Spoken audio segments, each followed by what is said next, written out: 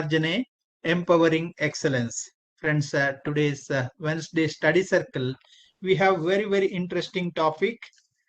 So the topic is software as a service. Software as a service, the next big export from India. So it's a very interesting topic. So how we are moving from just a service provider to providing software as a service to across globe. To understand this, to impart on this topic knowledge impartation from happens from CA Naga Subramania.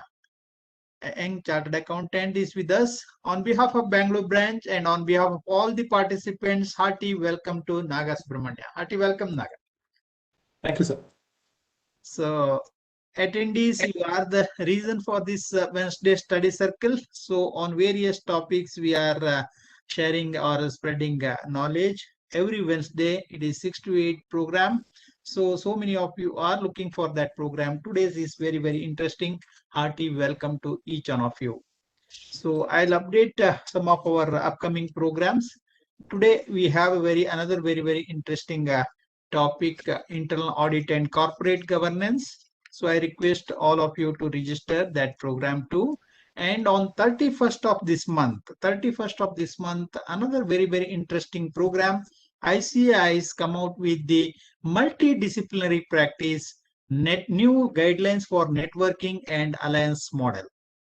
To understand this new concept, so we have invited all the SARC 6 Central Council members. Our Central Council members from SARC are going to join that panel discussion.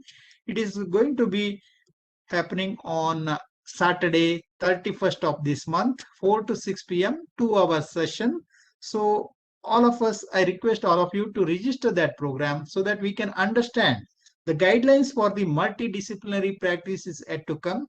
Not many information available. However, ICAI already amended the Form 18 to the firm registration, where we can include the other professionals, including engineers, architects, company secretary, cost accountants, advocates, and actuaries too.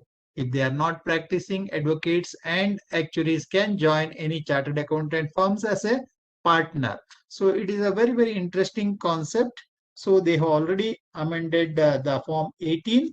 So guidelines, they are framing it now. Anytime soon it may come. Before the guidelines come out, let us understand that if anything feedback we can give or any concerns if you have, we can raise that before our Central Council member. They will take it to the council. So I request all the members to join that program, register to that program. It is going to happen on 31st of this month. Request all of you to register and raise your queries so that we can see a better answer from them, or if it is no answer available, then they may discuss those issues in Central Council and make the suitable amendment. Before guidelines coming, so your branch is organizing this program. So I request all of you to register and also spread this message to your friends and colleagues to register, so that more number participating, understanding the new concept of multidisciplinary practice is need of the hour. With that note, once again, hearty welcome to each one of you.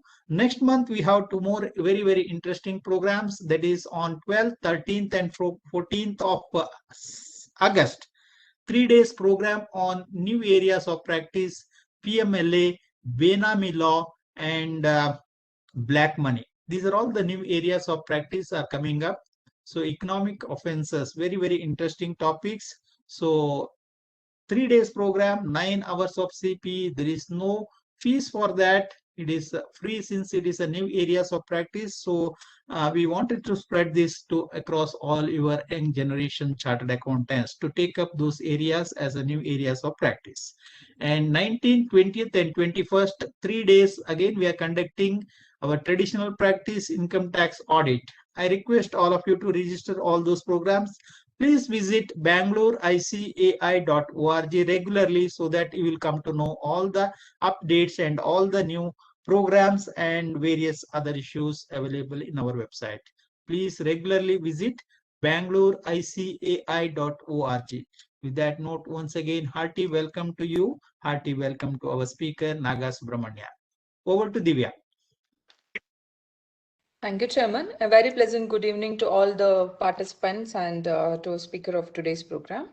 To give a brief introduction about Mr. Naga Subramanya is a chartered accountant and also a qualified company secretary and a BCom graduate. He leads finance and legal at virtual events in a company called AirMeet for the last 1 year. It is a company with SaaS events platform with customers all over the world, and he has 9 years of post qualification experience prior to joining this company. He was part of business consulting team at SDU, Chartered Accountant firm in Bangalore for over 3.5 years, where he worked very closely with early stage startups investors and noted angel investors, and he has also worked with Testas Instruments India in the past. With this very brief introduction, I wholeheartedly welcome once again to you for today's program, sir. Hearty welcome once again. Thank you. Thank you. Over to you. Can I get access to share the screen? I think that's...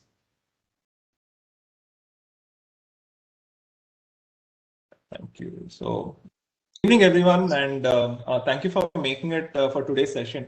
I'll be talking about software as a service, right? And before I start, I think the presentation has already started. So I hope my screen is visible to all.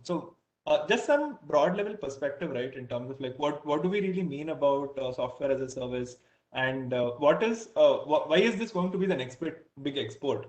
Before I start, just wanted to just acknowledge the presence of one of my early teachers, Keshav Dongre sir from Mysore. So really good to see you, sir, as part of this meeting, and hope that I'll be able to contribute something. Also, thanks everyone once more for joining in.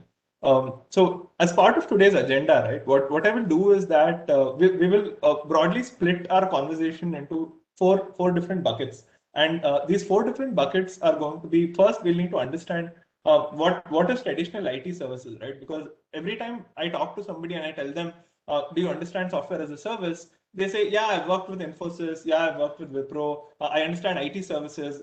Isn't software as a service the same thing? The reality is that it is not the same thing, and there are like a huge amount of differences between what IT services is and what is software as a service.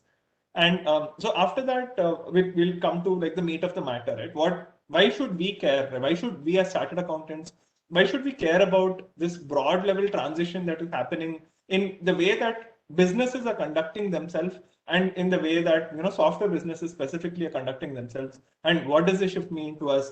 What does the shift mean for the way that we look at the P&L and the way that we look at the balance sheet, right? That's predominantly what it is that I want to cover.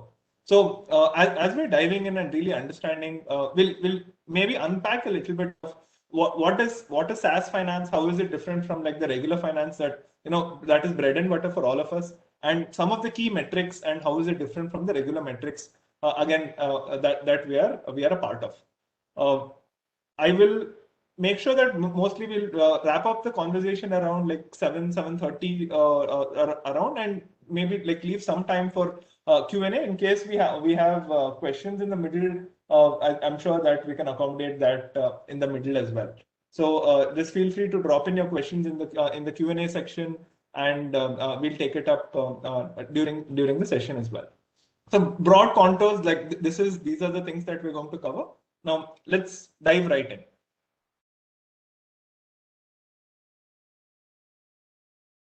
Before we talk about how SaaS has going to be like the big export of India, we need to take like a few steps back and look at how the last 20-30 years have panned out for us. Over the last 20-30 years, what has happened is that we have completely changed the way that the people look at Indians and India as a country, right? In terms of like what we export, what we make.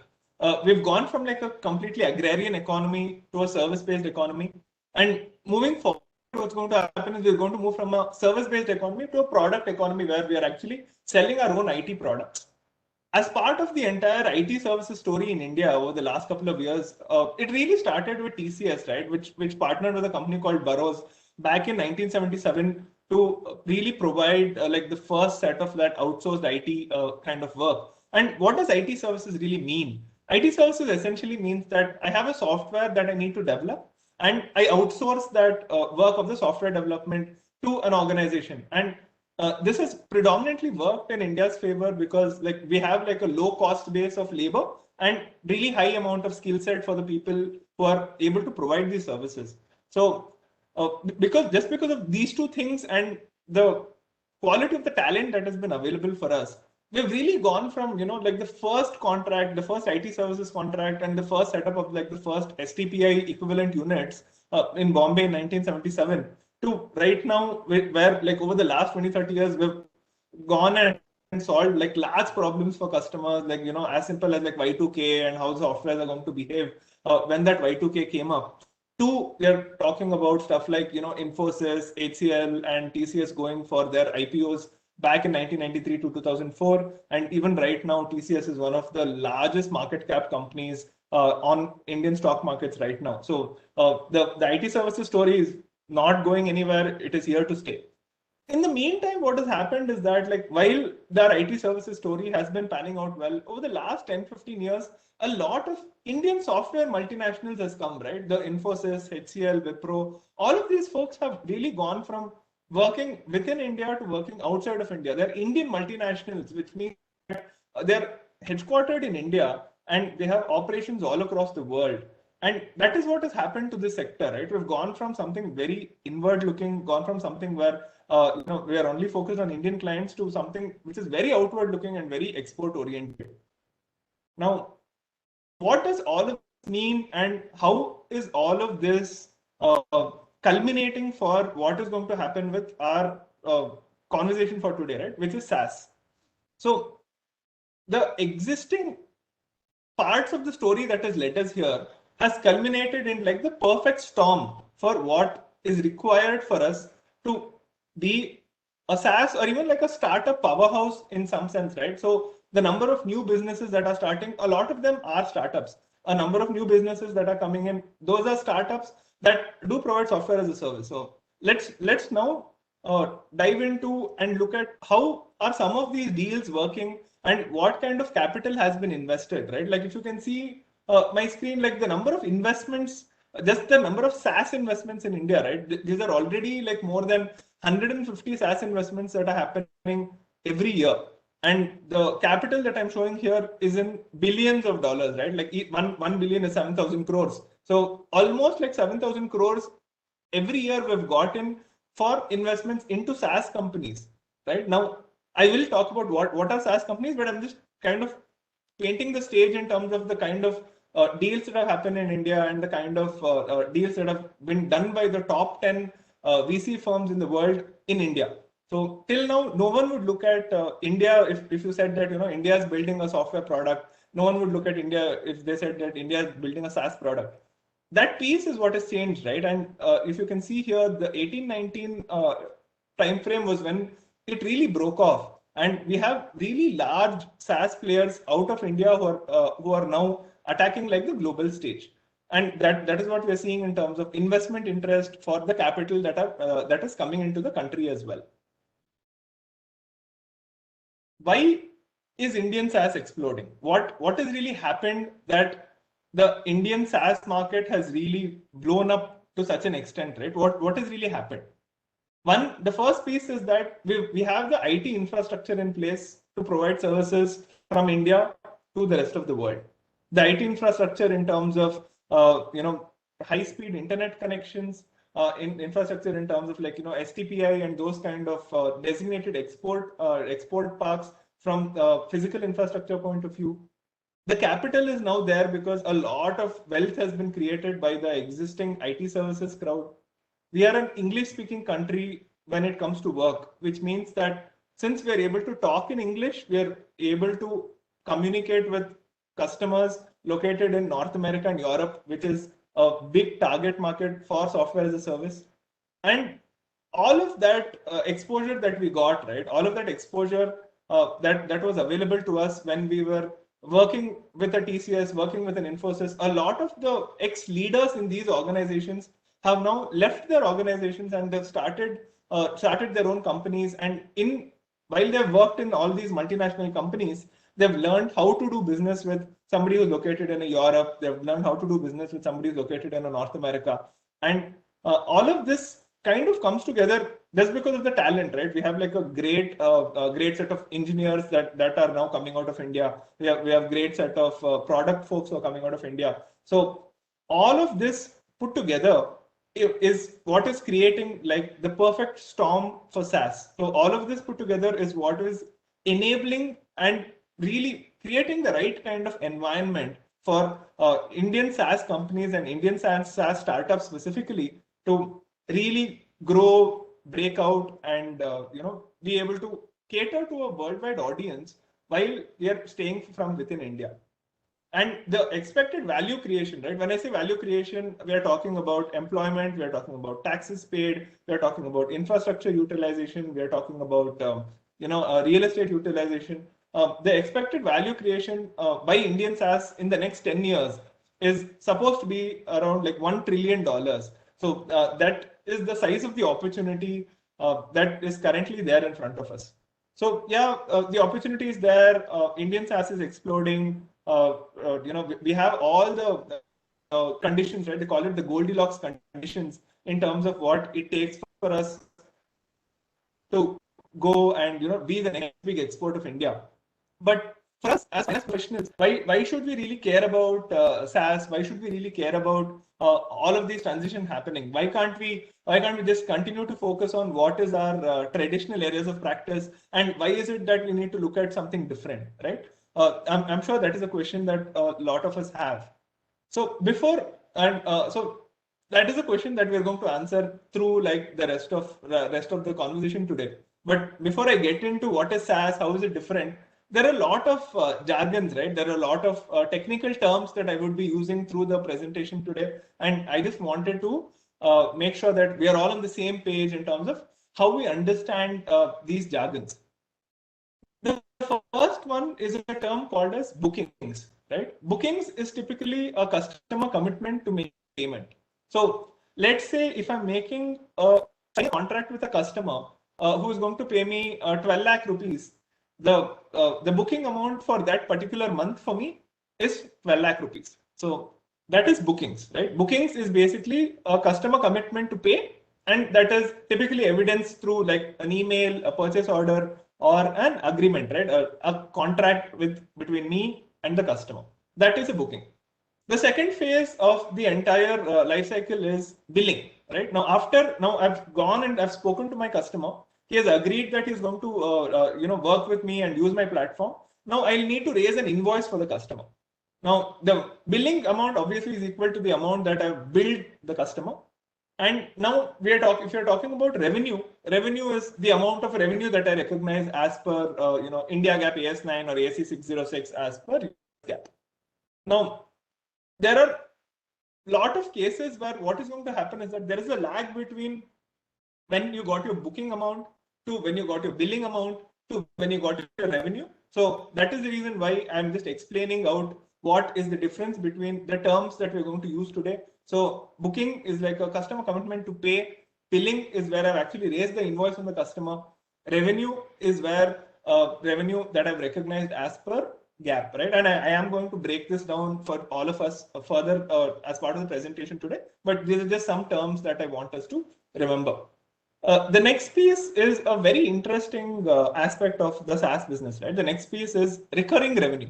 So maybe we have an overall revenue of $100, but a very unique possibility or the very unique characteristic of software as a service or this business model as such is that it has a component which is recurring, which means at a predefined frequency. Today itself, I can tell you how much my revenue is going to be for the next year, because my revenue is going to keep recurring on a predefined duration, whether it is on a monthly basis or whether it is on an annual basis. So whenever anyone is talking about revenue for like a SaaS company, the revenue is typically measured in terms of monthly recurring revenue or annual recurring revenue. So monthly recurring revenue pertains to the portion of your revenue which will repeat every month. For getting some context, right? So let's think of a service that a lot of us maybe use, right? Like our annual recurring revenue. We all use like Disney Hotstar or Netflix. They charge us on an annual basis. So they charge us 1,500 rupees, let's say, on an annual basis. So that 1,500 for them is an annual recurring revenue. So every year they're going to keep getting the 1,500 from us as long as we're going to continue using Netflix. So that is one of the unique, very interesting and underlying feature for this entire business altogether, which is SaaS. The next piece that is very important is something that is called as the customer acquisition cost, which is typically referred to as CAC, not CAC, but typically referred to as CAC, and something that is called as customer lifetime value, which is basically how long will the customer remain with me and how much money can I make from the customer. The next, the last two bit of jargon here is what is the average revenue or the ARPA, right? Which is what is the average revenue that I can get from a particular account. And then the last piece, again, a very interesting way to look at revenues in general for SaaS is something called as a cohort, right? In general sense, when somebody speaks of a cohort, what a cohort typically means is that a cohort is a set of customers or a set of users who share a common attribute. So let's say a typical example of a cohort is a set of customers who are acquired in the same month. So let's say I acquired 10 customers in the month of July, acquired 15 customers in the month of August. So if I track the performance of the customers I got onboarded in the month of July separately, if I track the revenue of the customers I onboarded in the month of August separately, that is what is typically called as a cohort. And all of these different jargons actually form like the basic building blocks towards understanding what are the different components of a SaaS business. So before we get into anything, I just wanted to get all of the different jargon that I'm going to use out of the way and make sure that we are all on the same page in terms of what are the terms that we're going to use and what are the basic building blocks of a new kind of business, which is a SaaS business. Are there any questions till now? Any anything that is doubtful, anything that is not clear? We can go over that, or if you're clear, we can move forward.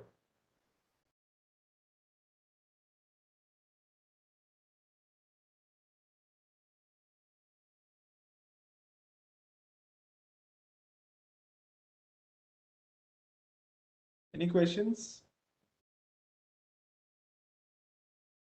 Okay, I don't see any questions, so but I'll request the team to let me know in case there's anything.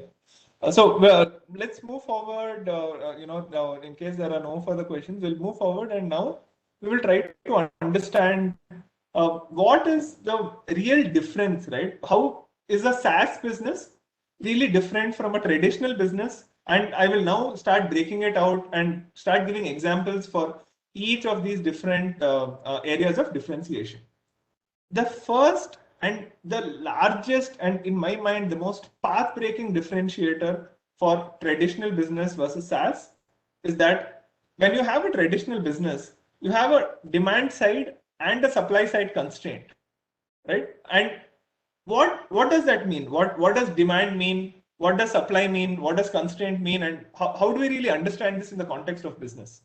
So let's say demand is our revenue, supply is our cost. Constraint is the framework within which the demand or the revenue pans out. Supply is the framework or the constraint within the cost span. Now, let me take an example of a manufacturing company. Let me take an example of a, let's say a shoe manufacturing company. Here, I have 2 or 3 supply side constraints. My first supply side constraint is my manufacturing capacity, which means how much of the factory floor do I have? Of that factory floor, how much equipment do I have? So if my factory floor, equipment, rental, electricity, labor cost, if all of this is taken care of properly and appropriately, how much pairs of shoes can I manufacture, right? That is my supply side constraint. If I have a capacity to manufacture 100,000 pairs of shoes, right? That is how many shoes that I can sell. Even if my customers want 500,000 pairs of shoes, my revenue will never go up to that level, because at any points of time on a monthly basis, I can only manufacture 100,000 pairs of shoes. So monthly basis 1 lakh, annual basis 12 lakh pairs of shoes. This is my revenue limit. You can do whatever you want. You can do a lot of different optimizations and improvements, but the volume of sale that I'm going to make is always going to be limited to the extent of my manufacturing capacity. So if my manufacturing capacity does not go up, I will not be able to increase my revenue. So this is a classic example of a supply side constraint. Okay. Now let's take another business, right? Let's take a services business, and let's take ourselves as chartered accountants. If we are providing services to our clients, whether do we also have supply side constraints, and how does that pan out, and how do we understand that? So as professionals, what we're actually selling is we're selling our knowledge and we're selling our time. So essentially, when you're looking at the supply side constraints for our business as a chartered accountancy firm, our supply side constraint then becomes the time that is available for monetization. How much of time of ourselves can I dedicate for monetization, or how much of time of my entire team, right? So the overall supply side constraint then becomes the size of the team available, the skill of the team, and how much time and effort that we are willing to put, right? Because you might have like unlimited number of customers, but if you do not have enough team members to service the customers, you will not be able to completely do justice to that assignment, and essentially you will also not be able to really scale your practice up infinitely, right? So these are some typical examples of supply side constraints with the example of a manufacturing business and also the example of a chartered accountancy firm. Now let's flip the equation and now talk about the demand side constraints. What are demand side constraints and how are they influencing the kind of businesses that we work with? Let's take the example of the same manufacturing firm which is able to make like 1 lakh pairs of shoes, right? Now we know that they have a factory, and in the factory they're manufacturing 1 lakh pairs of shoes. Now the 1 lakh pairs of shoes is already ready. It is sitting in my inventory.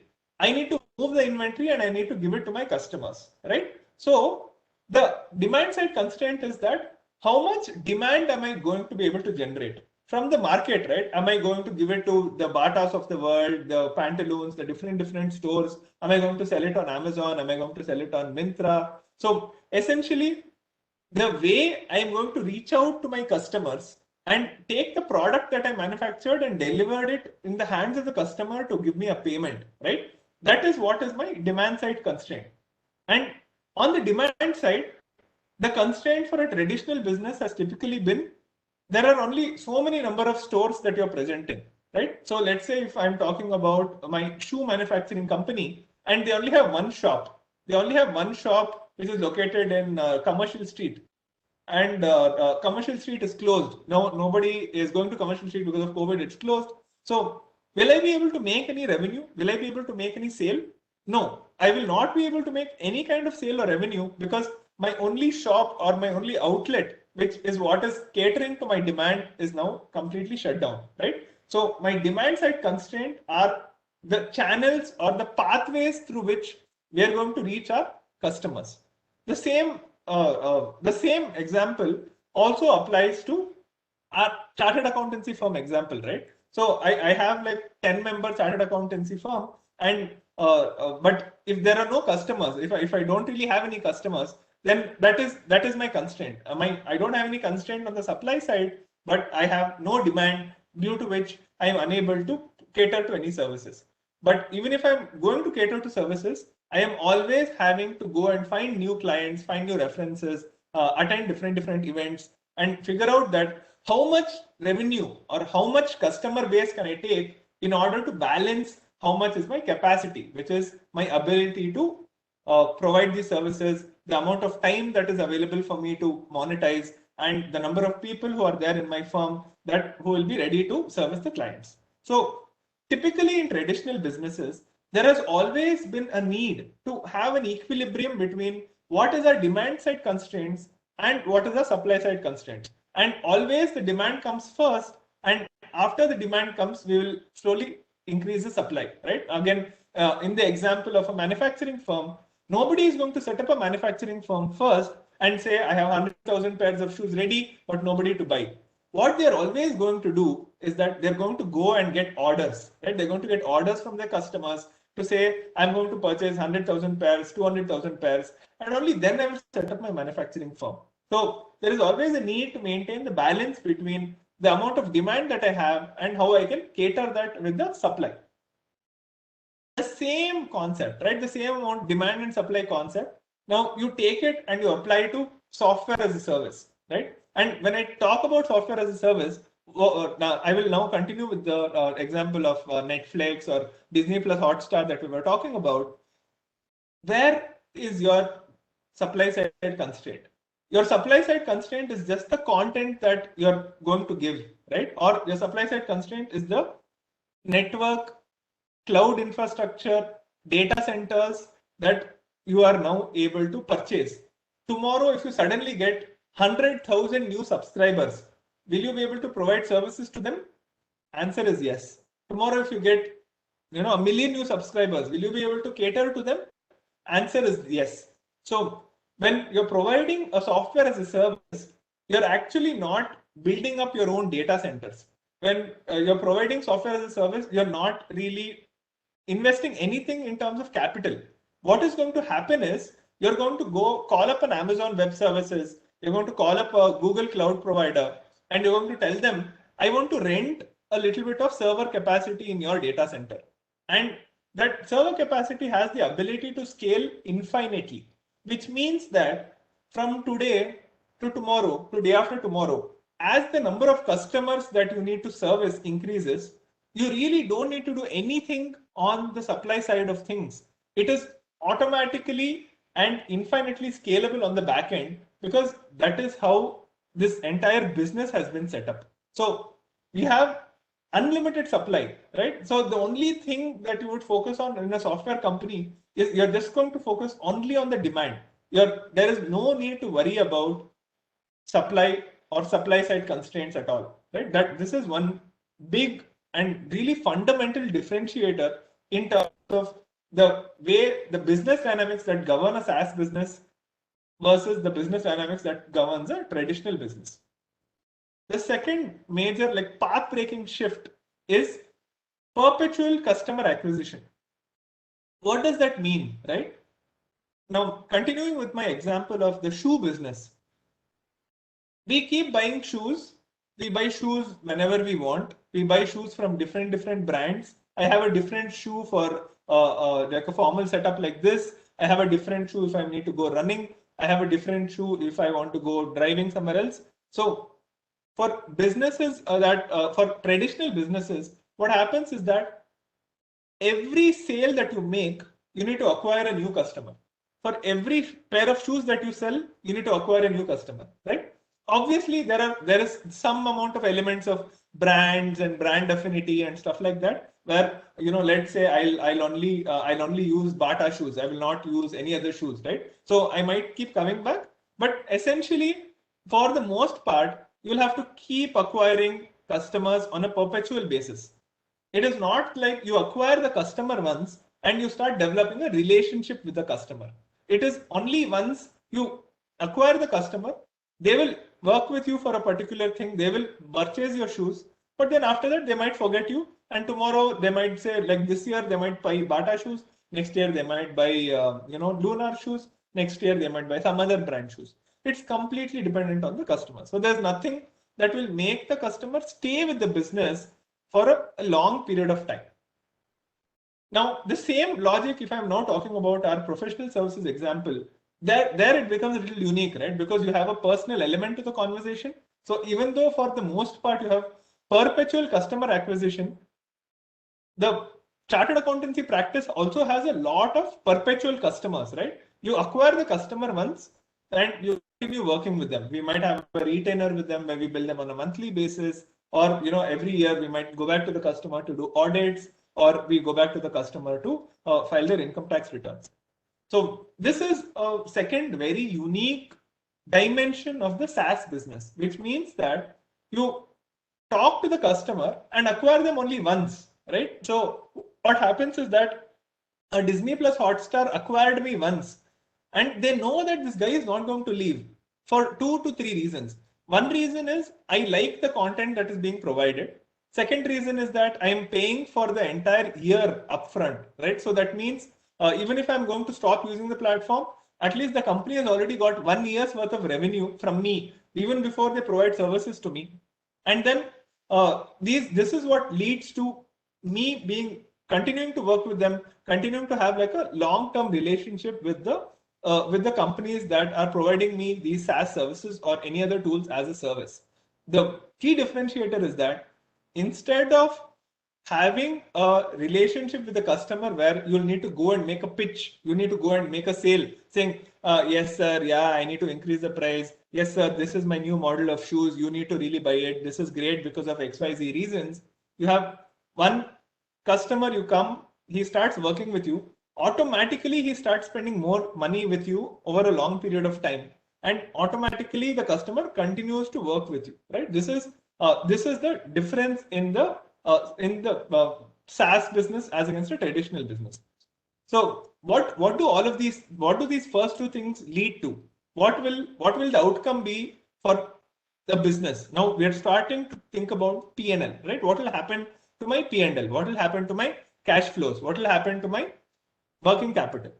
So the first thing that will happen to my cash flows is that, or my P&L is that I will only get one-time revenue, which means I sold a pair of shoes. Once the customer takes the shoes and goes, once his return window gets completed, I can then recognize the revenue.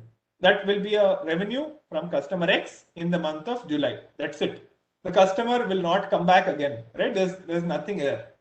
However, if the same thing, if I'm talking about Disney Plus Hotstar's P&L, if there is Naga who has paid them 1,200 rupees for the year, what that means is that for the 1,200, 100 rupees hits them as revenue every month. So there is a recurring component to the revenue. And in addition to that, based on my usage of the platform and based on how I am working with them, they have ways to analyze for how many years I'm going to stay with the company. So which means I don't just have 1,200 rupees that I paid them and the 100 rupees in revenue, but they know that the customer is going to keep coming back. They're going to come back the next year. They're going to come back the year after that. So there is always going to be a recurring component of the revenue for that customer. So you acquire the customer once, keep getting revenue out of them on a periodic basis, whether it's on a monthly basis, like like a Netflix, or an annual basis, like a Hotstar, right? So that is one of the very key fundamental differences in terms of how the P&L now, how does it start looking like when you're looking at a traditional business versus a software as a service business. The last component now, moving from the P&L, moving to the balance sheet, right? What happens in my typical working capital cycle? Coming back to our example of manufacturing of shoes, I buy raw material that is sitting in my working capital. I convert the raw material into work in progress. I convert it into finished goods. It's still sitting in my working capital. After that, I send it to my distributors or the sellers. I may have to give them a certain amount of credit period. After their credit period gets completed and they are able to get rid of the inventory, is when my cash comes back to me. So there is a long period of time that goes from when you put in money into your business, which is to start off your working capital cycle, to when that money will come back to me in the form of cash. However, in a SaaS business model, you don't just have like working capital, you have negative working capital. What is negative working capital? Negative working capital means that your current liabilities are higher than your current assets, right? So what that means is that when you're rendering service to your customer and you're taking the money from them upfront for the whole year, what we will do is that if I'm taking 1,200 rupees from a customer, the 1,100 rupees will be parked in my deferred revenue and sitting in my current liability. It's not a liability in the sense that it's not a cash liability that I will need to pay off, but it is a liability for me to provide the services to the customer over the next 12-month period. And 1100 rupees is sitting in my deferred revenue, which is in my current liability, but 1200 rupees now came to me in the form of cash, right? So I already have a negative working capital in that sense, where I don't need to wait for customers to make payments. I don't need to wait for inventory to move. I don't need to wait for credit periods, because typically all softwares are always pay as you use, right? Before you use the particular software, you have to make a payment.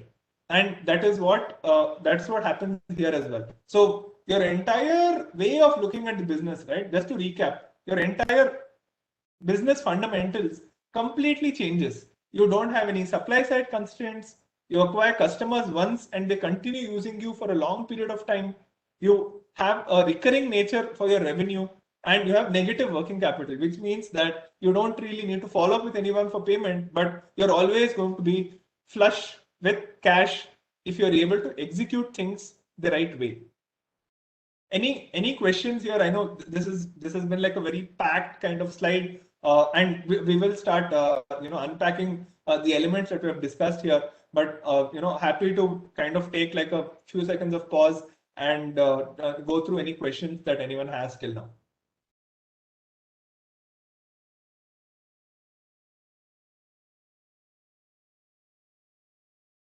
So no questions. Yeah, there is something. Yeah, there is one question. SaaS and CRM are same? Yes. So CRM is actually a customer relationship management, right? So it's one of the ways. There are multiple products that you can provide in a software as a service.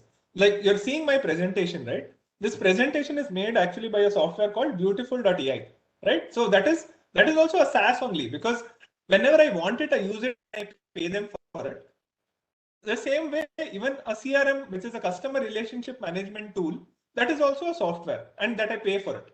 A more closer to heart example of a SaaS product for us would be QuickBooks, right? Intuit QuickBooks. Earlier, what we used to do was we used to purchase Tally, which was like a bulk license, 80,000-90,000 rupees, and then everyone in the office could use that. But now we have QuickBooks, which is a SaaS provision of the software, where you don't really purchase the software, right? You don't have a license, you don't have a setup file, but through the browser, you're able to access QuickBooks, you're able to add users to QuickBooks, and those are just the different businesses that are offering you their service as a software, right? They're offering you not the ability to buy the software as such, but to use the software over a period of time, and they want to keep charging you for the software as you keep using it. So that is maybe like a closer to heart example of SaaS. Any other questions?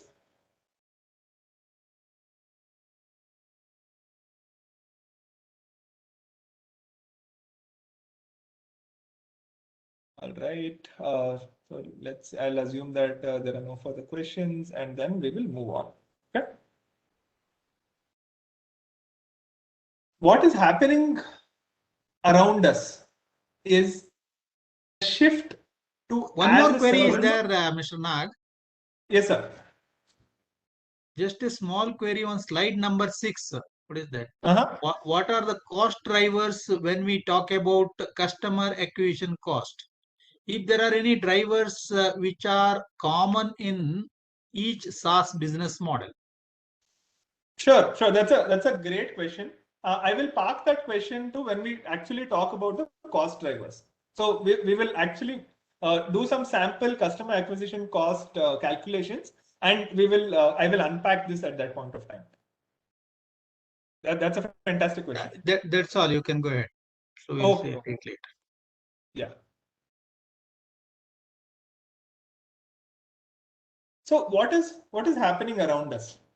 The world around us is actually shifting from ownership to the subscription business model. The whole world is moving to subscription and on-demand business models. What are these businesses? What is this shift, right? Like, why are we talking about this? Why am I emphasizing this so much?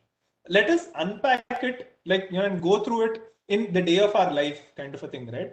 The first thing is, as chartered accountants, we use Microsoft Office, we use Tally, right? These are two examples. 5 to 10 years back, I was only able to buy Microsoft Office as a version. I used to buy Microsoft Office 2010 version. I used to buy Microsoft Office 2016 version. However, today my Microsoft Office version is called as Office 365, which means there is no version associated to it. They will give me all the updates to the software that I need. And in addition to that, every year they're making me pay for me to renew the usage of the software. So before, what used to happen was I used to just buy it for like 8,000-9,000 rupees and be very happy. But right now, every year I need to pay them, right? So there is a shift from me owning the software to me receiving the software as a service, which means every time I log into Excel, it'll ask me for a login. Then it'll validate with Microsoft and say, okay, he has an active subscription. We are allowing him to use it. Same thing, Tally versus QuickBooks that I mentioned in the earlier slide. Same thing in PowerPoint versus Beautiful AI, the software tool that I'm using to present this presentation. All of our softwares that we have traditionally used have migrated from being able to be purchased as a license to something that is provided to us as a service. This is good in the sense that you can use it for however long you want. You can use it for a month, you can turn it off. You can use it for a year, you can turn it off, right? And one of the other big driving reason for this is that you'll never be able to really pirate these stuff, right? Because it is all of the software is actually running on the data centers of your vendors. So that is a big shift that has happened for the softwares that we use on a regular basis. And I would not be surprised if Tally or somebody came up with a SaaS model the same way that QuickBooks does. And please mark my word, it's just a matter of time until that happens. The second thing, if you're talking about a car, right? We go to the office, we use the cars a lot. Maruti and Tata have actually released the ability to subscribe to a car rather than to purchase it. Subscribe to a car, what does that mean? What that means is that, again, zero capex from your side. It is only OPEX. The entire shift to as a service business model is essentially the shift from capex, which means high upfront cost, lot of depreciation, to the entire thing becoming OPEX, which means that instead of me getting a down payment, getting a loan and all of these things, I'm just going to go to Maruti and say, Maruti, I want to subscribe to a Baleno. So what Maruti will do is Maruti will get me the car, they will register it in their name, it will be a yellow board with the black letters, etc. And they're going to tell me, Naga, we're going to take care of the insurance, we're going to take care of the maintenance, we're going to take care of everything. You only need to use it for petrol and you can use the car. So instead of purchasing the car, every 3 years, you can renew the car. I'll give you the new model of Baleno. I'll give you the next version of the car that is going to come. But what is the difference now from what was earlier being done for Maruti versus now? Earlier, Maruti had to keep finding new customers, keep finding new dealers, keep finding new opportunity for growth. But what is now going to happen is with the uptake of subscription for cars, Maruti's P&L and cash flows will now start looking a lot more predictable. You know why? Because instead of paying 10 lakh rupees upfront, I'm now paying 40,000-50,000 rupees every month.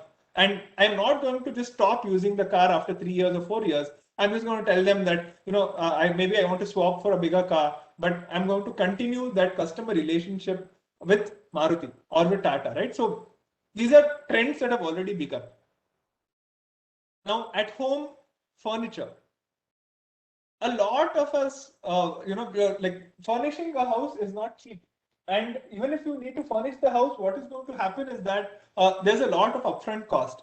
Now, even in terms of furniture, there is subscription of furniture. There are companies like Rento Mojo and Furlenco that now allow us the flexibility to choose what is the duration we want, what is the level of sophistication that we want in the furniture, and take a small deposit. And they will also take care of maintenance of the furniture.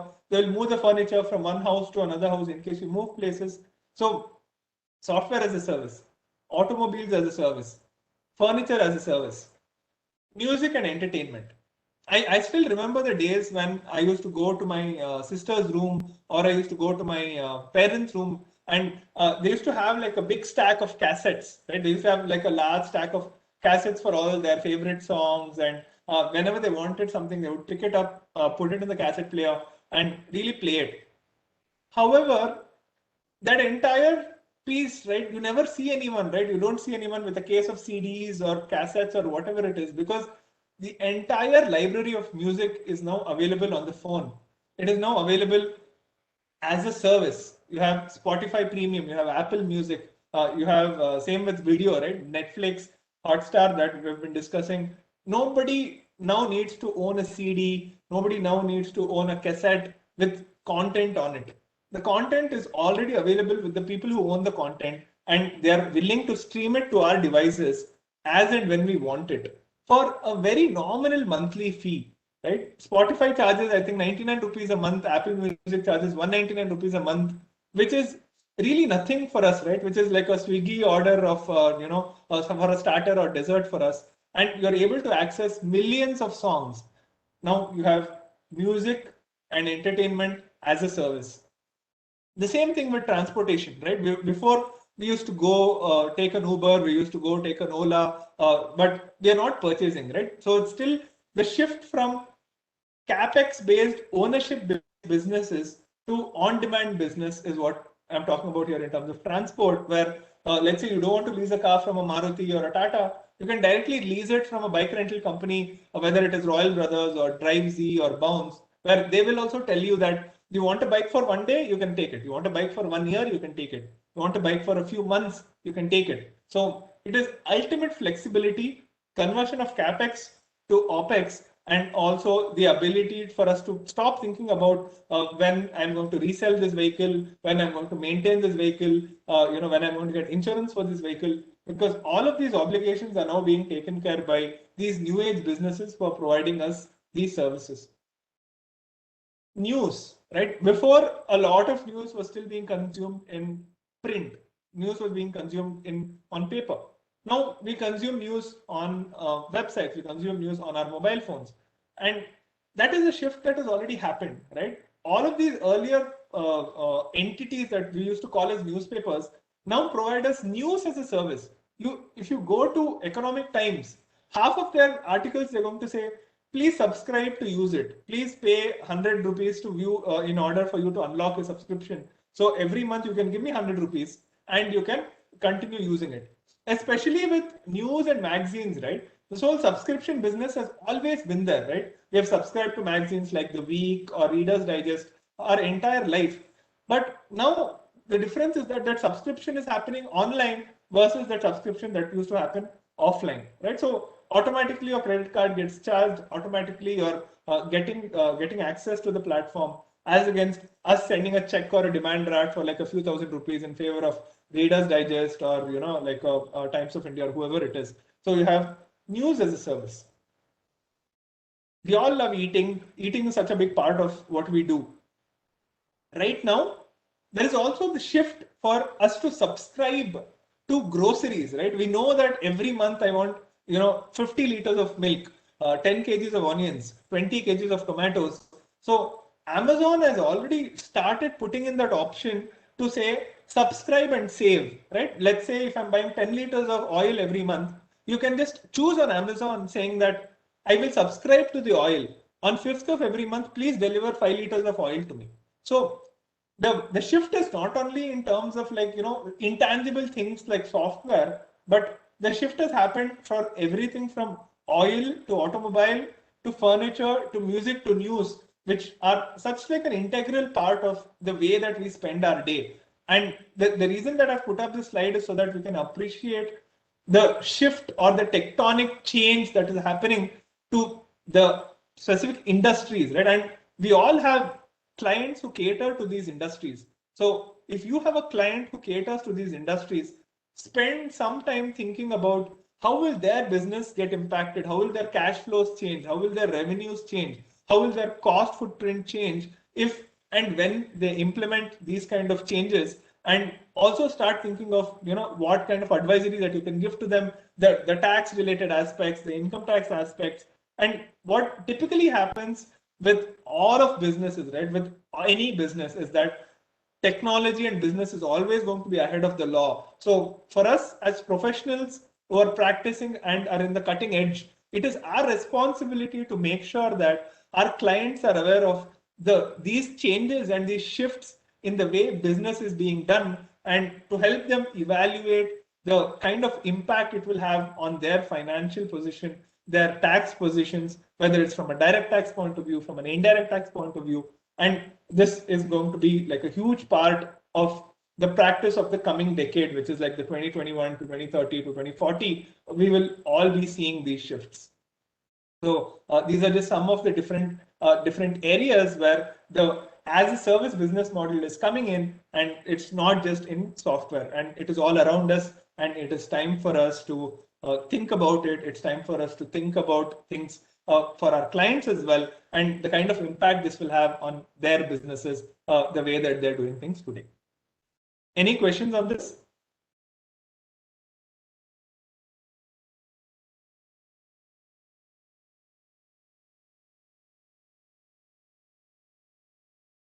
Okay.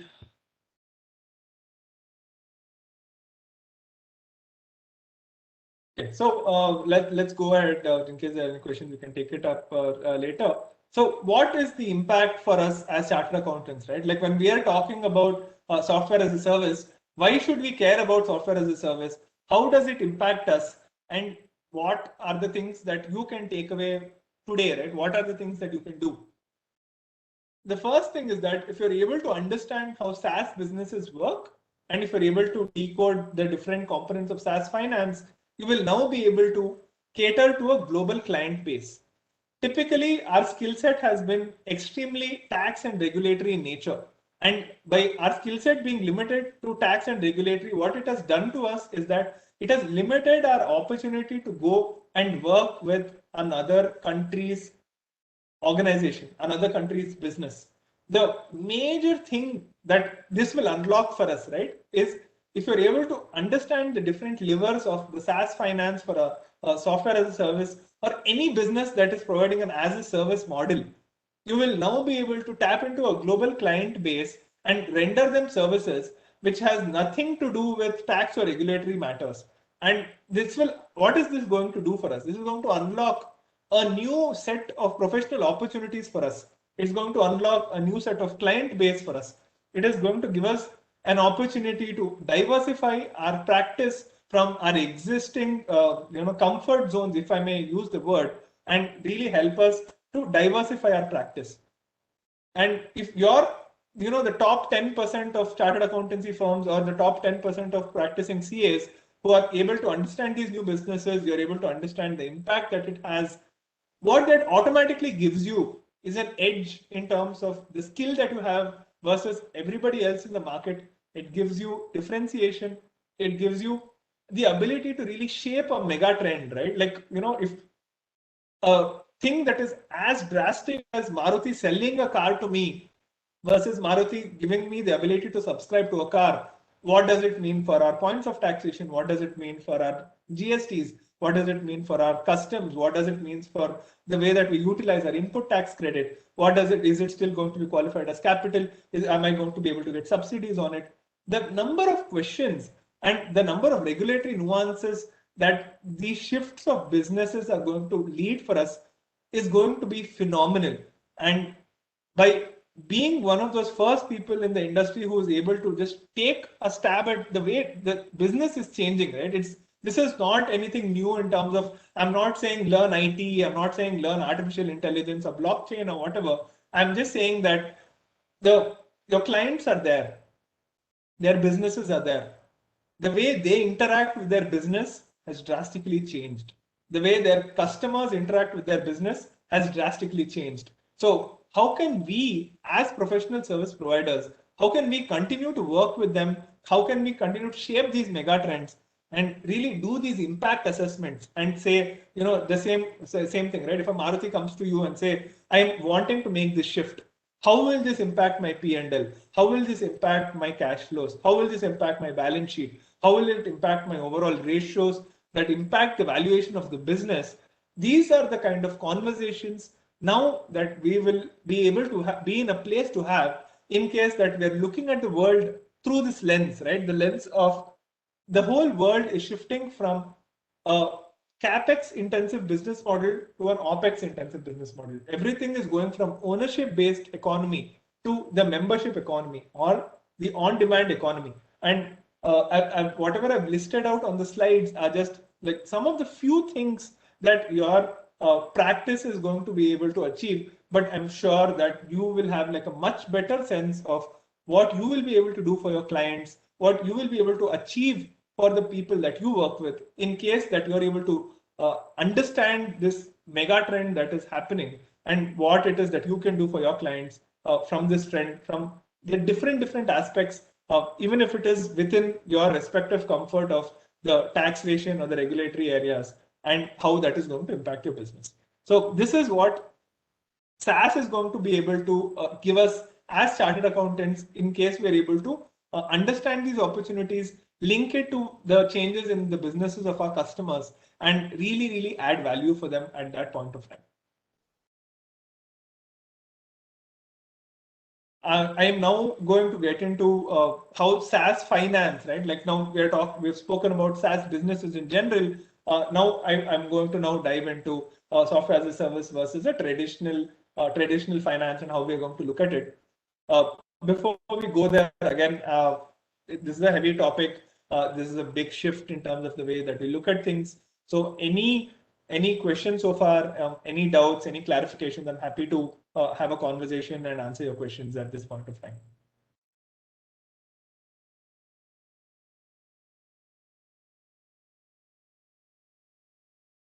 So any questions for us? No more questions. No more questions. Okay, great. So okay, sounds good. So in terms of now that we've understood how these different businesses are changing, now let us really look at some of those impact assessments. Now let's really look at how will this impact different elements of the financial statements, and let's unpack them one by one. The first one that I had already mentioned was the revenue piece, right? Before, in traditional business, we used to get revenue only as one thing. Now revenue is an income stream that continues to stay with you for a few months. Yes, sir.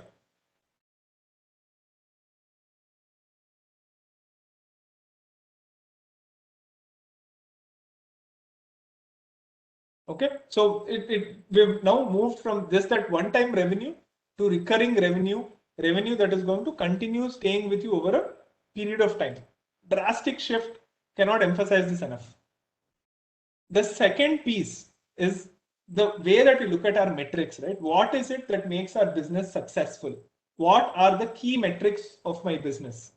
The key metrics of a SaaS business, the first key metric is annual recurring revenue. And the reason why this is such an important metric is because all of our share prices, all of our companies, all of the valuations, it just jumps up and down depending on what our growth forecasts are. In a traditional business, I have to go find new customers and really get the revenue. So if I'm the shoe manufacturing company and I'm a listed entity, and I need to really go ahead and say, what is my next year's forecast going to be? I need to really think about it a lot, really figure out who are my customers, and then give them the forecast. But if I'm a SaaS business, I don't really have to have a conversation, right? I know what is my annual recurring revenue, which means I have 10 crores of annual recurring revenue this year, and next year also the 10 crores is going to be there. That is a big shift. So sorry, are you saying anything? Am I missing a question from your side? No. Okay. So that is the big shift, right? The revenue and cash flow comes back to you year over year. It comes back to you month over month. And what is the makeup of that revenue? How much of that revenue is coming from new customers versus existing customers? How much of that revenue is expansion? How much of that have stayed? How efficiently are you acquiring customers? These are the questions, right? All of the elements of point number 2 here is what I will touch upon when I talk about the basics of SaaS finance, which is going to come in the upcoming slides. So the first big change is the way your revenue and cash flows pan out. The second big change is the way you are going to evaluate your business.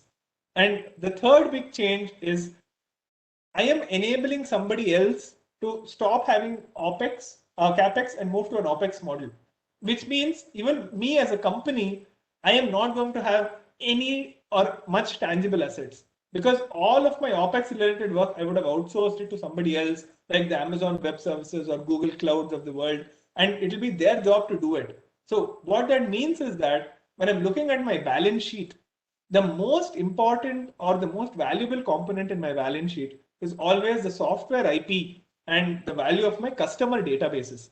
And it is no longer the value of the building that I'm sitting in or the value of the site that we are in, because a lot of these cases, companies are also going remote right now, right? So they're not even forget, having tangible assets in the form of land and building. A lot of companies now don't even pay rent. They don't have an electricity bill to pay, mainly because they're completely remote, which means their employees work from different locations within India, and all of them work from home. So your balance sheet essentially, it does not have a laptop, it does not have a building, it does not have plant and machinery. Everything is either outsourced or owned by the employee. So the only intangible assets that is now remaining in the balance sheet is software or the product intellectual property and the customer database, or the way that you've been able to reach out to your customers, their usage. The data now becomes a more valuable part of your overall asset base. Okay, so again, shift from tangible assets to intangible assets. I earlier mentioned that there are no supply side constraints. What I missed to mention is that even on the demand side, right, there is no location based constraint for us anymore. If you're working on a SaaS model, what that means is that you don't really need to worry about where are your customers located. Netflix is now streaming video to us. Disney is streaming video to us. We don't know where they are located. They don't care about where we are located. As long as we are both able to share shared access to a particular link and a payment has been made, there is really no constraint for where you're able to acquire customers from. You can acquire them from within India, you can acquire them from outside India. So your business has suddenly now opened doors. What used to be very India centric, what used to be very local in nature earlier, is now very global in nature. You can now talk to customers all over the world. You can now work with customers all over the world. But in the traditional sense of the word, if you are a local business, if you're that shoe manufacturing company with just that one outlet which is there in Commercial Street, your entire revenue footprint is going to have to come from that store. Your entire income should come from that store, and it is very local in nature. Unless there's a foreigner who walks in and comes to your store and picks something up, nothing else is going to change in terms of your domestic or the local nature of your revenue as well as your operations in general. But if you're working on a software tool that you can provide to customers from anywhere, you're able to get vendors who give you the back end of that software from anywhere. The business has suddenly now transformed from something that is very local and very India centric now into something that is very global in nature. And what that brings for us as professionals, what is the shift, right? What does the shift mean for us? What that shift means for us is a change in perspective from thinking about thinking about India regulatory matters to global regulatory matters. Before, instead of thinking about anything else, we'll think about, let's say, like a data protection. Where is the data located? Is it located in European Union? Is there a GDPR compliance that needs to be done? If I'm providing services to people in another country, we will now start thinking about GST of that country. We will now start thinking about VAT of that country. So the outlook for the business, the outlook for that customer suddenly has changed from being something which is very local in nature to now being very global in nature. And for us now as professionals to succeed in this new world, succeed in enabling our customers to make these transitions, what does that mean for us?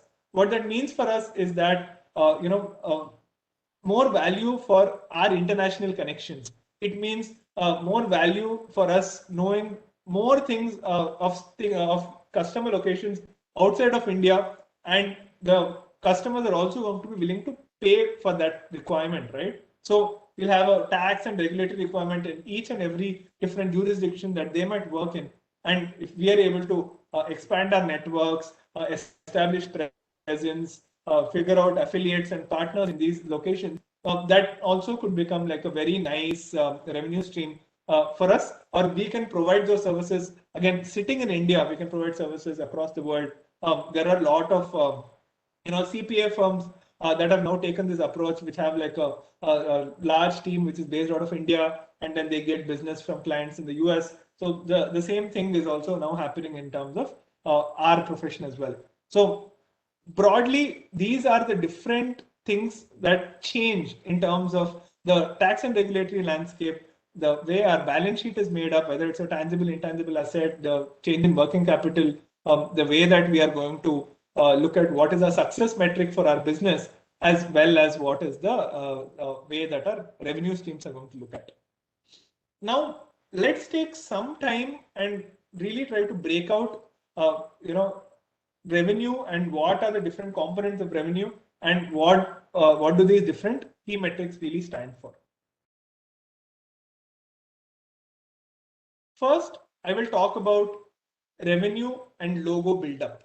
Okay, so what this means is that till now we've always looked at revenue as a one-time thing. We've always looked at revenue as a P&L item, right? Something that does not get rolled over.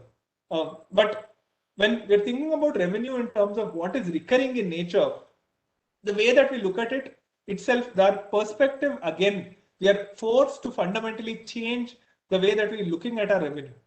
So what does this mean? Let us say in the last month of the period, I had $10,000 worth of recurring revenue. That is this, right? So in all of the tables, number 1, 2, and 3 refer to the reporting periods, right? Month 1, month 2, and month 3. And this is opening revenue. Then next one is new revenue. So what is new revenue? New revenue is revenue that we got from customers who signed on in that particular month.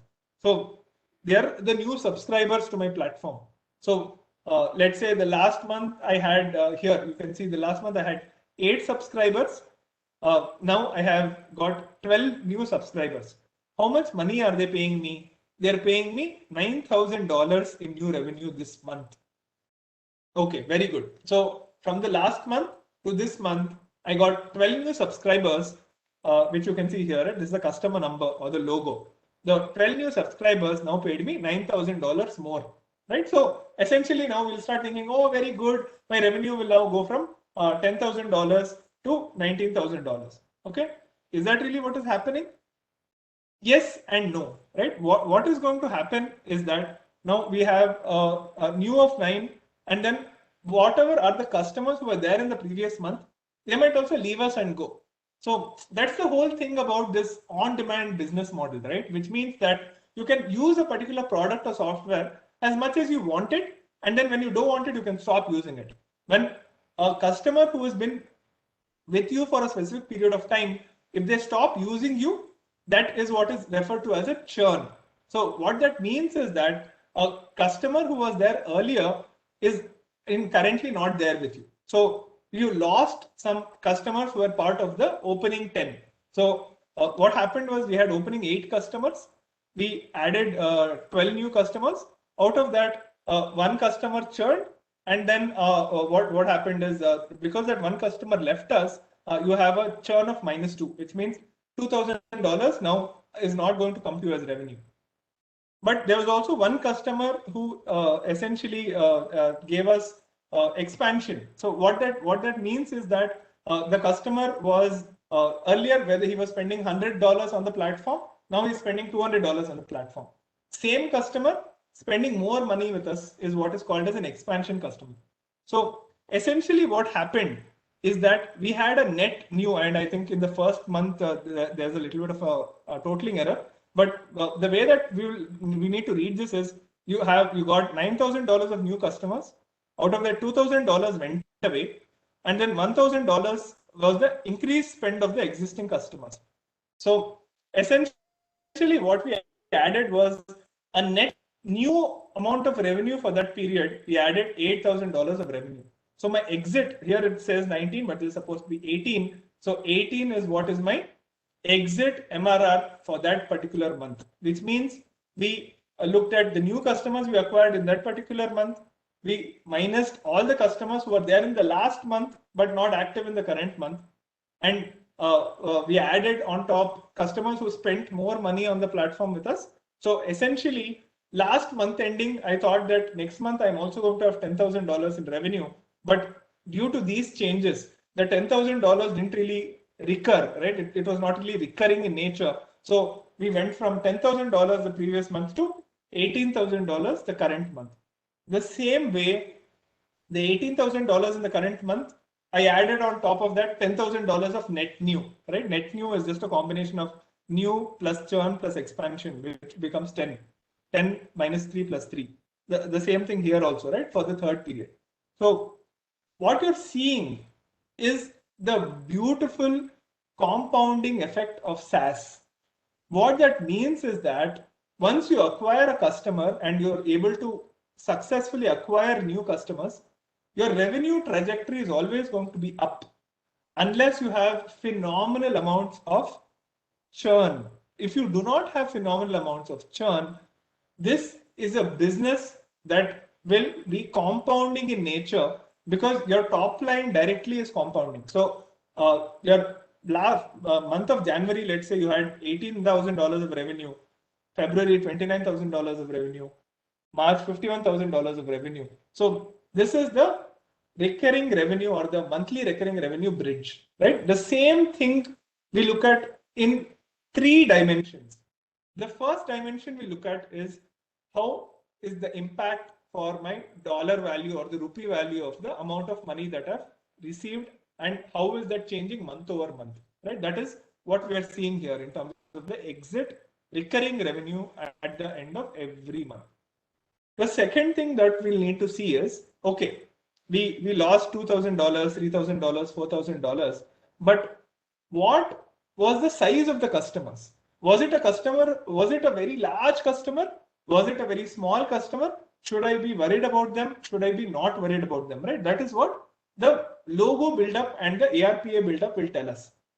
The ARPA buildup essentially is the opening, the revenue divided by the number of customers who are paying you that revenue.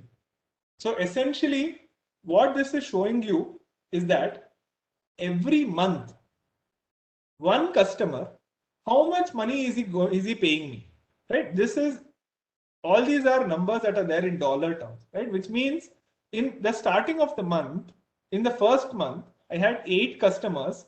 Each of them are paying me $1,250. Okay.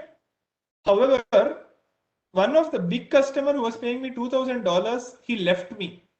That is why my overall revenue, like I still had $19,000, but that $19,000 came from 22 customers. So now on a per customer basis, how much revenue am I making is what is this ARPA buildup, which is the average revenue per account, right? Now, in order for our revenue to go up, one of 2 things need to happen. One is we'll need to make more money per customer, right? That is what the ARPA buildup will show us. How much money am I making for every new customer I'm acquiring? Am I able to sell him more services? Am I able to sell him more licenses? Am I able to make him buy more of my product, due to which the amount of revenue that the same customer is now able to spend more money with me, right? That is something that's called as the expansion, right? What is my average revenue per account, and how is that changing month over month?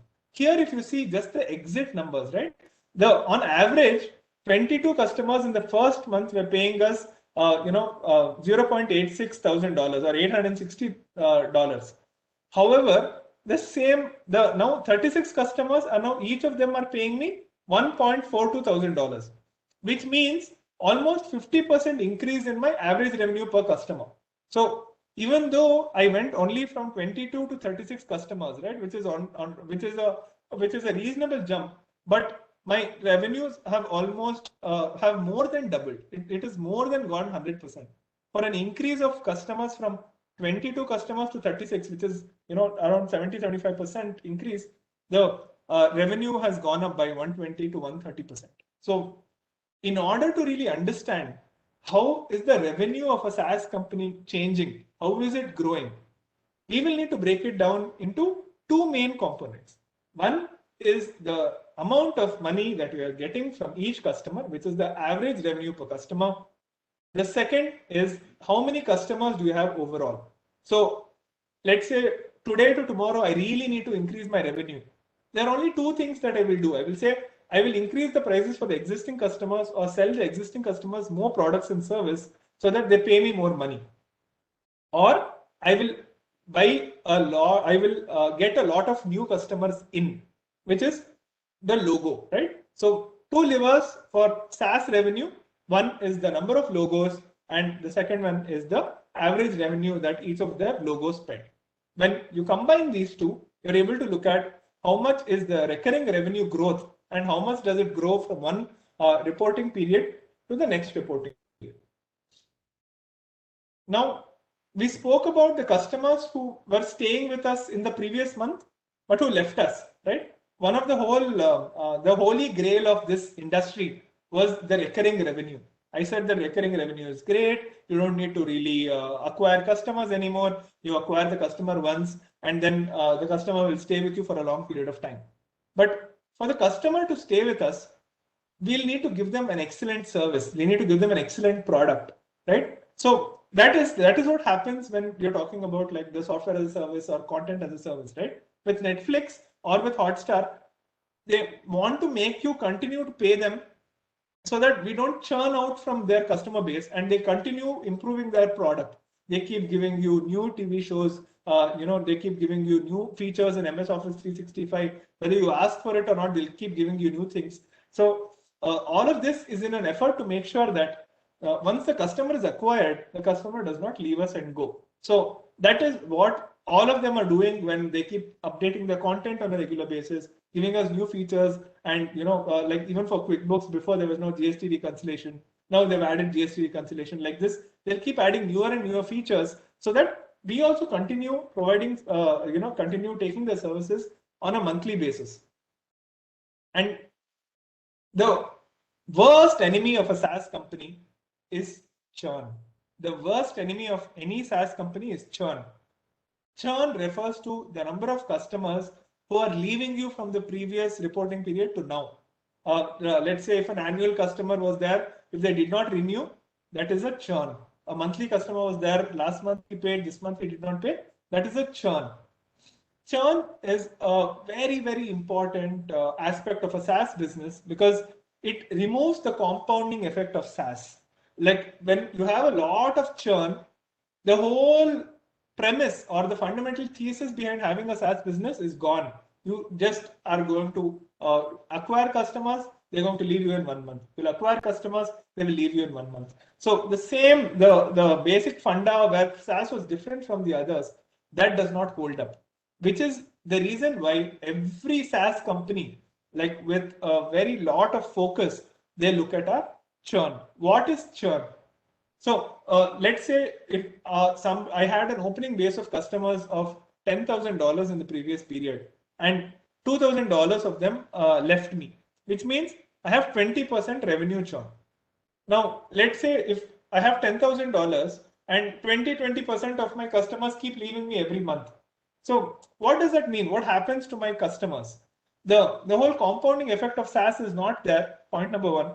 Point number two, you also are able to figure out how long is the life of the customer, right? So if you have opening of $10,000 and 20% leave every month, so what is the life of the customer?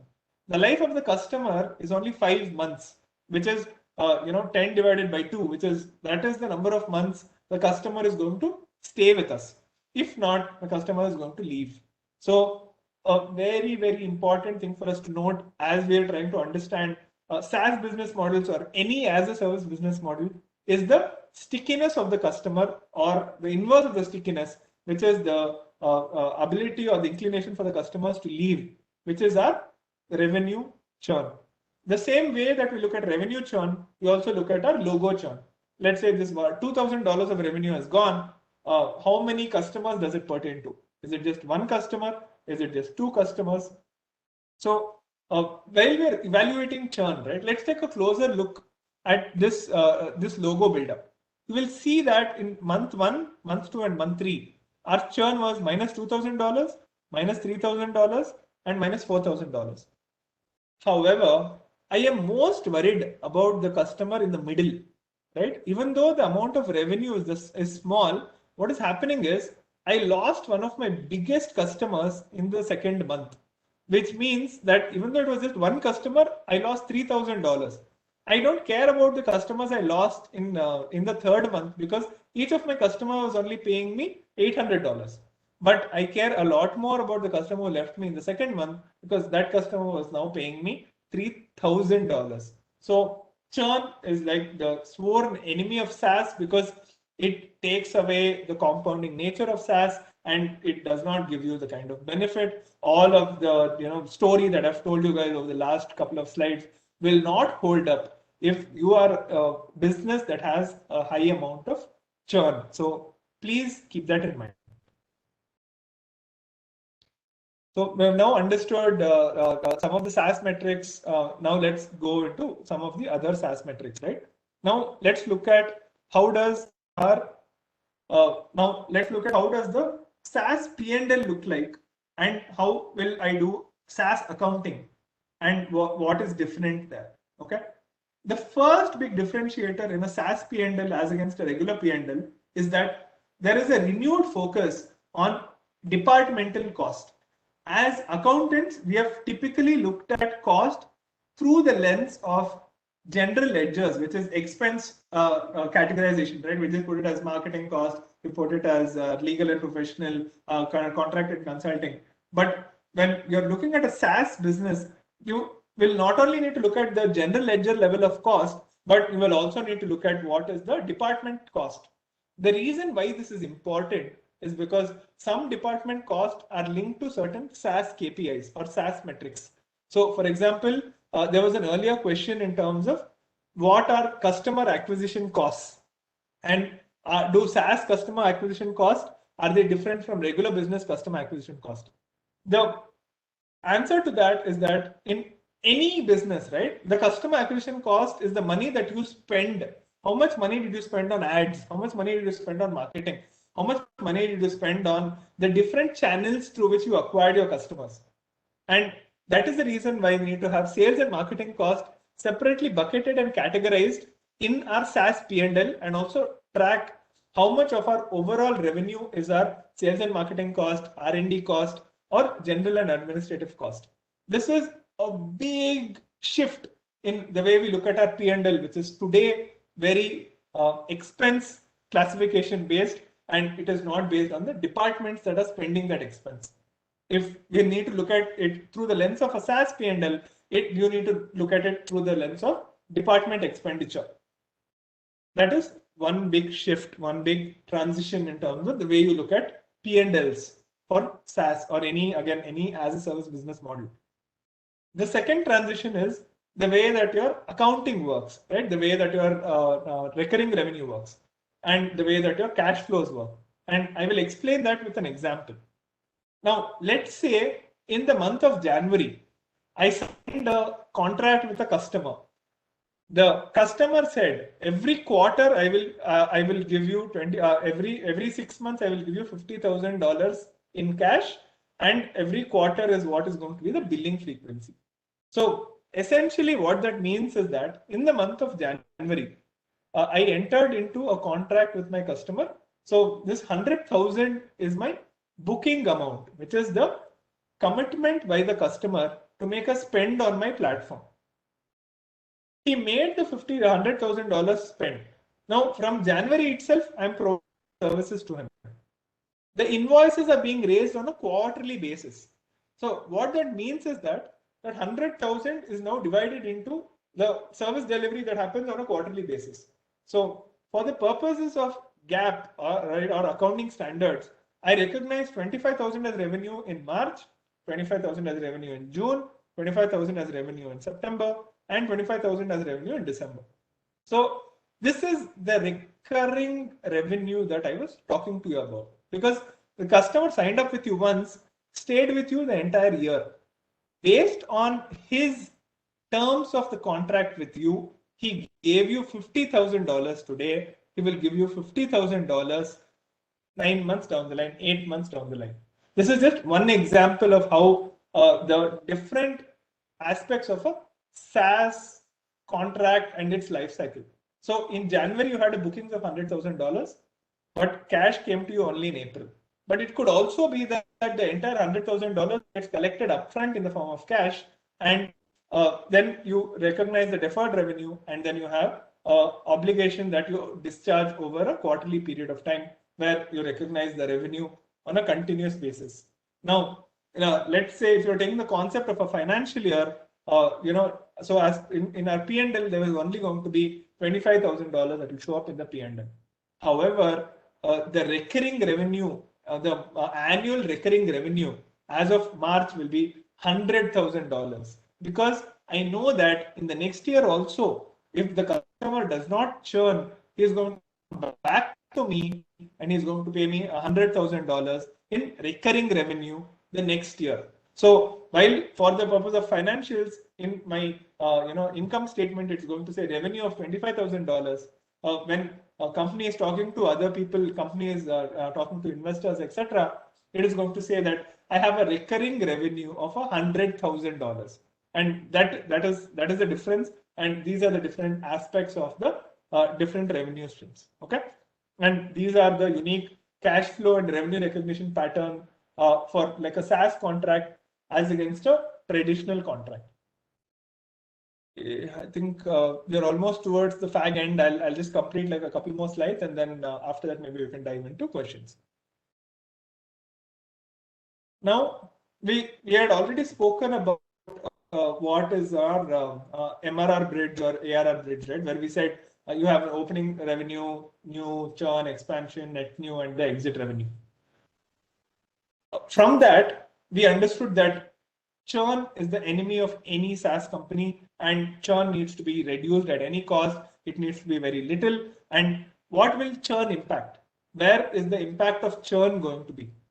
The impact of churn is going to be on the lifetime of the customer, right? So that is what I'm explaining now in terms of what is customer acquisition cost and customer lifetime value, and what is this ratio that everybody talks about in the SaaS industry, and why is it important? So when we look at the same churn numbers, right, this revenue churn numbers of 20%, 15%, and 16%, you are able to understand that if 20% of your customers leave in 1 month, that means the lifetime of that customer, which is 1 divided by churn, which is 1 divided by 20%, which is just 5 months. So if you are able to get a customer, you are able to call him a recurring customer, he is only going to stay with you for 5 months. After 5 months, he is going to leave. He is not going to be with you anymore. You're not going to get revenue. That is first thing, which is churn. Inverse of churn is our customer lifetime value. Okay, so that is our number of months or number of years. How long is the customer going to stay with you and spend money on your platform? In our current example, our customer lifetime is 5 months, 6 months, and 6 months based on the revenue churn numbers. Okay, that is one. Now, if a customer is staying with me for 5 months, how much money am I making from that customer? What is my profit that I'm getting from that customer? In order for us, sorry, I'll just drink some water.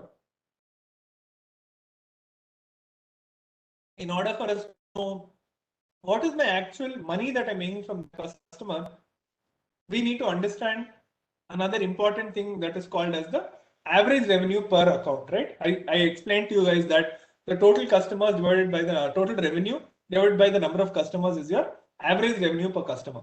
So if on average, one customer is paying me $860 and I have a 60% gross margin and they stay with me for 5 months, what that means is that my lifetime value of the customer, I know that I can extract that much value from the customer of $2,590. And so that is the math, right? This 2.59 is nothing but 60% multiplied by 0.86 multiplied by 5, which is gross margin multiplied by average revenue per account multiplied by the customer lifetime. So this is going to give you the customer lifetime value. Now, we know that one customer in my organization is worthy of $2,590. Okay, that is one math that is now established. Now, very good. I have that understanding. I know how much is my lifetime value.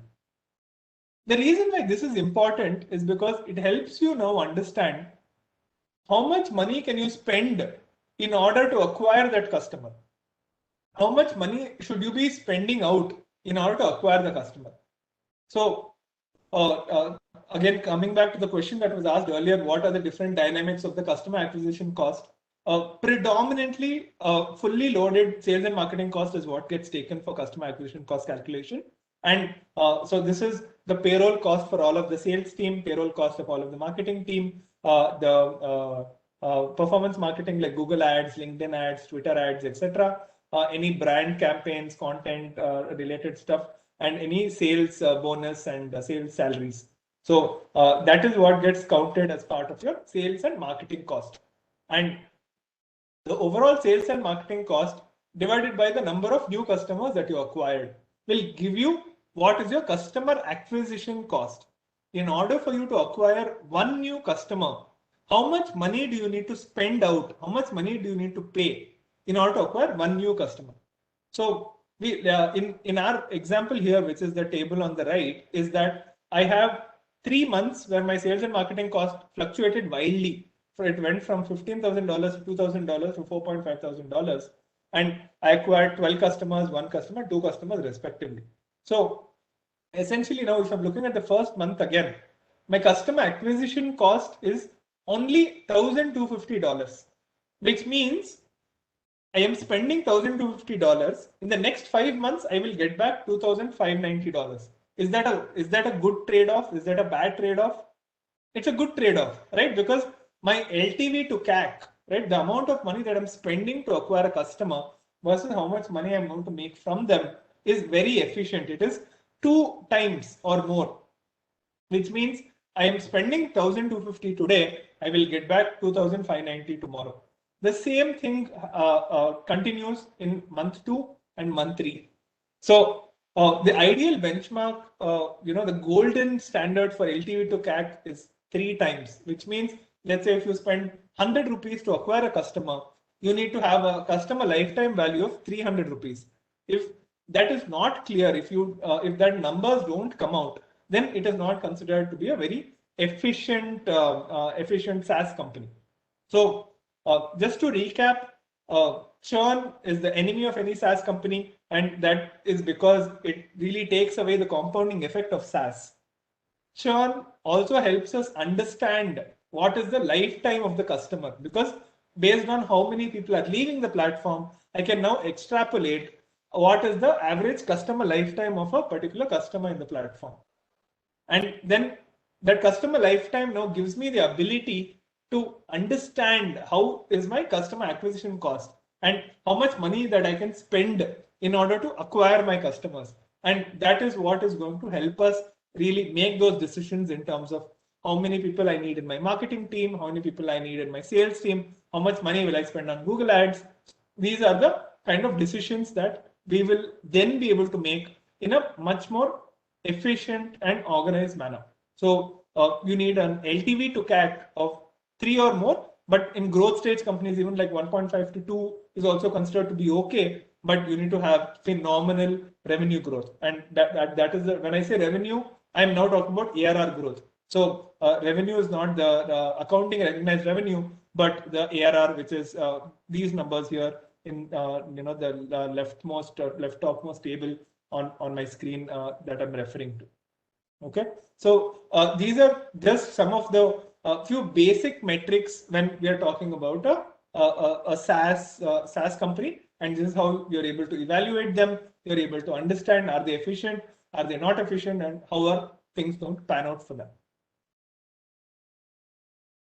The last piece of our analysis, right? The last piece of our revenue analysis for SaaS companies, and now revenue analysis for any kind of as a service company, is something that is termed as cohort analysis.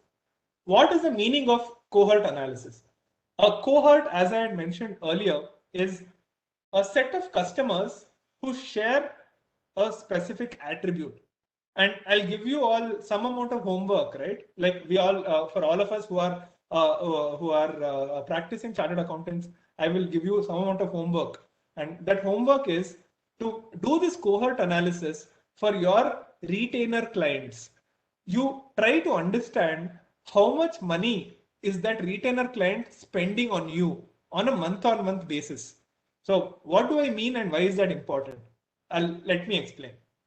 The batch of the clients that I onboarded in the month of January 21, for month 1 to month 4, they spent money on me, and month 5 they left. So here the attribute is based on customer acquisition. I acquired the customers in the month of January. Okay.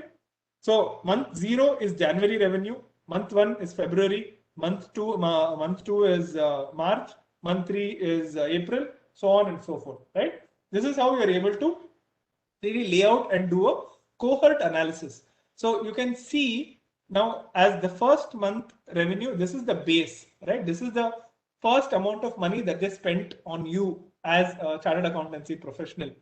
And month 2 is the amount they spent in the second month, right? Most of us have fixed retainer arrangements, which means our revenue retention month over month should be 100%. What that means is that if none of our customers leave us and go, from the last month to the current month, we should retain 100% of the revenue, right? That is what we are showing here. This is revenue retention. However, there could be specific set of customers like this April customers who are spending more in the second month than what they spent in the month in which we acquired them. They could be spending more in the first month itself than when we started acquiring them. Why will they spend more? Maybe we are providing them more services. Maybe they are using more licenses. Maybe we are spending more hours of time on them. But any customer segment or batch of customers where you know that they have a shared attribute, or if they have a recurring nature, you can start looking at them through this lens and see whether are they spending more money with you over time, or are they spending less money with you over time, right? And that is cohort analysis, which is very important for us to do. So even if, let's say, if you don't look at churn, if you don't look at anything else, also all SaaS companies and all as a service companies will definitely undertake this cohort analysis so that they are able to make us visualize for us that I acquired 100% of my customers and they always continued staying with me, and that is what makes me a great business. And any business with like more than 110% of revenue retention, right, is considered to be a phenomenal business, because in the first month I spent 100 rupees with them, second month I'm spending 110 rupees with them, and it is only going to recur and compound, right? So again, it will give us that kind of upward sloping graph for our recurring revenue, and also really helps us in our cash flow. So cohort analysis, make sure that you understand this, and you also do some kind of cohort analysis for your customers so that you are able to see, why is a specific customer staying with you for a longer period of time? Why is a specific customer spending more money with you, and versus why specific customers are not? We are so good at doing all of this analysis for our customers and somebody else, but I would really encourage all of my practicing colleagues to do this for their existing retainer clients, to see and understand how has the revenue pattern for that customer over a period of time been, and whether their revenue retention is 100%, or how much it has been over the last couple of months or even years, because I'm sure you would have clients who would pan for more than like a long period of time. So keep a note of this and do cohort analysis, and trust me, you will get some excellent insights in terms of the behavior of the customer, why they're spending more, why they're spending less, what happened, and why they're not spending. And these basic questions will open doors like nothing else, whether it is you're doing this for your customers or whether it is you're doing this for your own practice as well.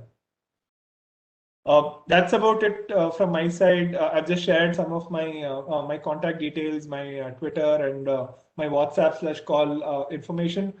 In case you guys want to have like a further discussion on SaaS, you're looking to get into SaaS finance, or you just want to talk, just feel free to reach out, or send me a DM, or you can also look me up on LinkedIn. These are my details. You can make note of that, and happy to take any questions at this point of time.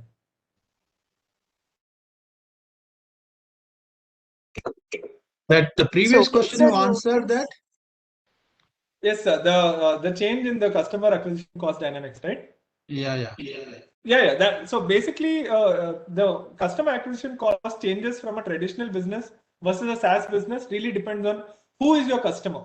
Let's say if I'm a local traditional business and I only want to target people in Mysore, then my cost will be based on how do I acquire customers in Mysore, whether it is in the form of sales reps who go door to door giving pamphlets, whether it is having a hoarding and putting it in like prominent places in Mysore, as against if I'm a SaaS player and I have worldwide customers, I'm catering to customers in US and Europe, then my customer acquisition cost at that point of time will be made up of Google ads or LinkedIn cost or whatever it is that I need to do to reach my customers in my target geographical location. So the customer acquisition cost will depend on where the customers are located and how we reach our customers. So that is predominantly what drives the changes in the customer acquisition cost. That question continues. If Okay. there are any drivers which are common in each SaaS model. The most common thing of every SaaS model, right, is that all of them acquire customers through digital marketing. So the most common driver of cost for customer acquisition cost for all SaaS businesses is your performance marketing, which is Google ads, LinkedIn ads, Twitter ads, because that is what they call as the top of the funnel, which is the first place where customers find out about us. And that is the most common thing where for all SaaS companies, which is the performance marketing spend through which most of the customers come to know about the service that we provide. A great example of this again would be like, if I'm searching for, let's say, if I'm searching for like a cast iron pan, what is going to come is that I'm going to get like an ad from Prestige, I'm going to get an ad from Pigeon, whoever is selling a tawa at that point of time will show me the ads. So those are the commonalities because all of them are acquiring customers through the same channels, which are the digital channels. So the main digital channel at this point of time is performance marketing through Google, Facebook, Twitter, and LinkedIn. Yeah, any other questions, Divya?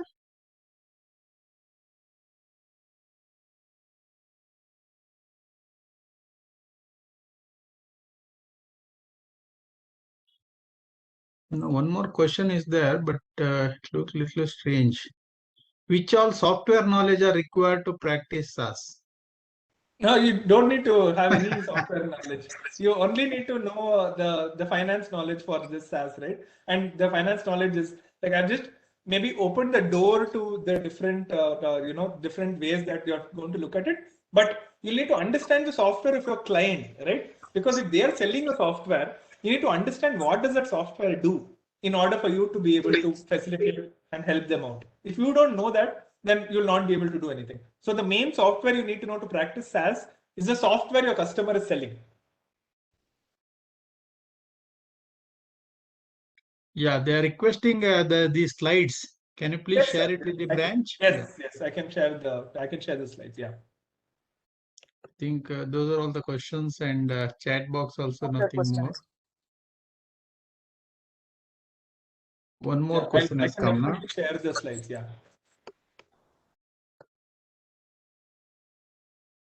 So, yeah, I think that's all. All right. I think that's. Divya, are you there? Divya? Yes, I'm there. Yes, please propose a formal vote of thanks. Thank you. We had a very good session, Nag. Thank you, sir. Thank you. Thank you, sir. Dear all, I take this opportunity on behalf of Bangalore branch to propose formal vote of thanks for today's study circle meet. Wholehearted thanks to Mr. Nagu for sparing his valuable time and giving an excellent presentation. Thank you so much, sir. On behalf of entire participants and also on behalf of entire managing committee members, sir. Thank you so much once again. Thank you. Thank you so much. Thanks everyone, and thanks for making the time. And I hope this has been useful. Thank you so much, all the participants, for your active participation.